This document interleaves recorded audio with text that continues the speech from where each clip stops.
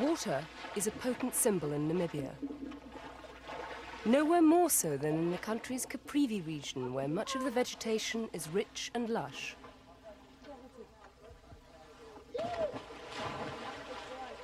But for once, here, green isn't a sign of renewal, of growth. These waters are stagnating, a jaded reminder of a lifestyle that no longer exists in the Caprivi Strip. The comfortable surroundings afforded to a former ruling elite just left to decay now that the country has won independence. The Caprivi was a very important region to the South Africans.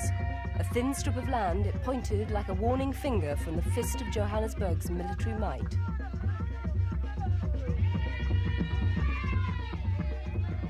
The strip is sandwiched between Angola and Botswana and stretches off towards the Zambian and Zimbabwean borders. To the South African Defence Forces, it had been a war zone for more than 2 decades.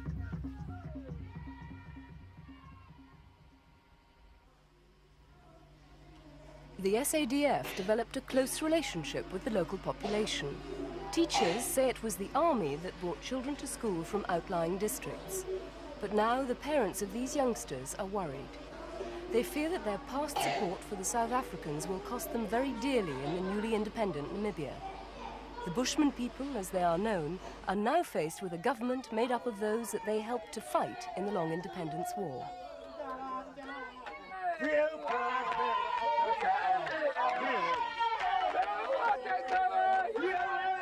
Traditionally, the Bushmen were hunter-gatherers. However, with the South Africans came a move towards a cash economy, and with money came the chance for westernized excesses.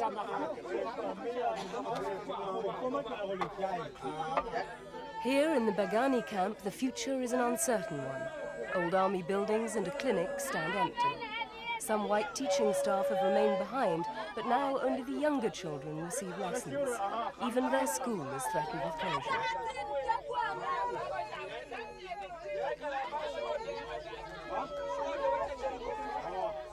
While Bagani lives on, a shadow of its former self, there are some camps in the region which now look like ghost towns. Villa Breytenbach was the home of 3-2 Battalion when the troops weren't off fighting. Largely made up of Angolans, it was trained by the South Africans for bush warfare and was noted for ruthlessness. No longer needed, what hasn't been dismantled of the battalion's headquarters has been vandalized.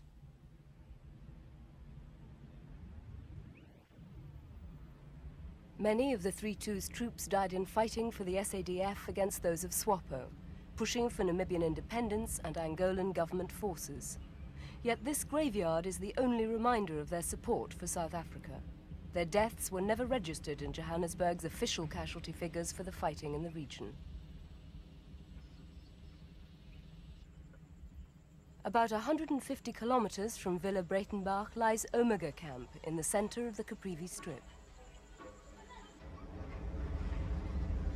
Before Namibian independence, some 5,000 Bushmen lived there. More than a third of those left for South Africa with the S.A.D.F. when SWAPO gained power.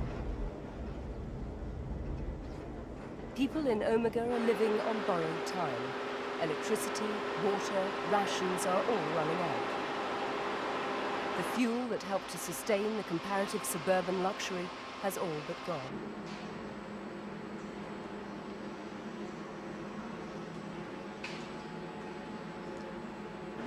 Now, throughout the region, food shortages are becoming desperate, and there's concern at the growing health hazards.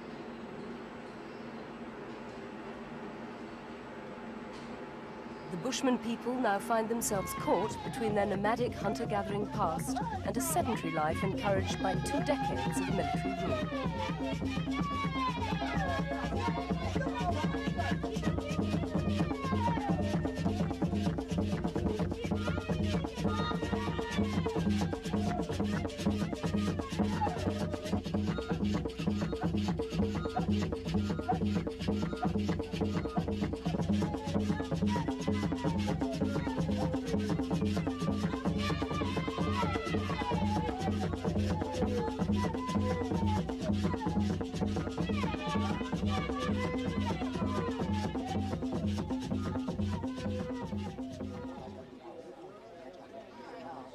A series of public meetings were held in a number of communities throughout the Strip. A survey group made up of sociologists and scientists listened to the aspirations and fears of the various groups. Not only Bushmen, but also pastoralist groups live in the region. Their needs often conflict. One of the survey group's main aims was to reconcile the differing needs of the population with the importance of preserving the Caprivi's rich ecological features, man versus man and man versus nature.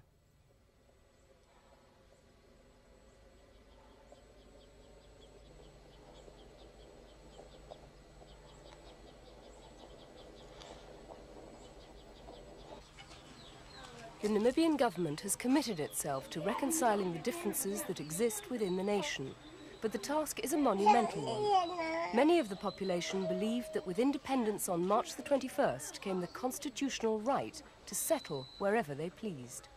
Yet to allow such a move could prove disastrous in many ways. The Mafue people live on the eastern side of the Kwanda River.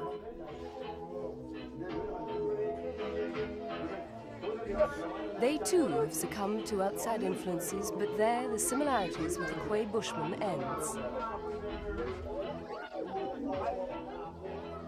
The Mafue are pastoralists. They claim wide-ranging rights to the use of the land, from settling and grazing to hunting and fishing. Evidence of their land hunger can be seen in the overgrazed wastelands of the Caprivi.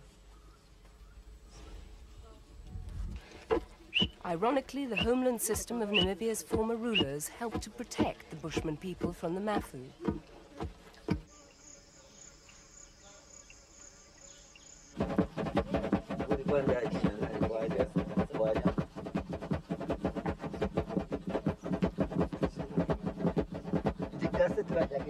Namibia is busy shaping its future.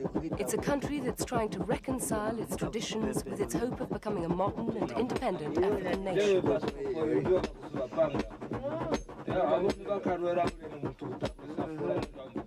Some of the Bushmen are pleased that the South African army has gone. They have reverted to a life of living from the land.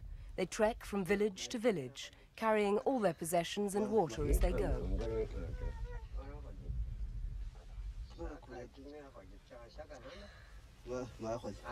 The people of the region hope that one day they'll be completely self-sufficient again.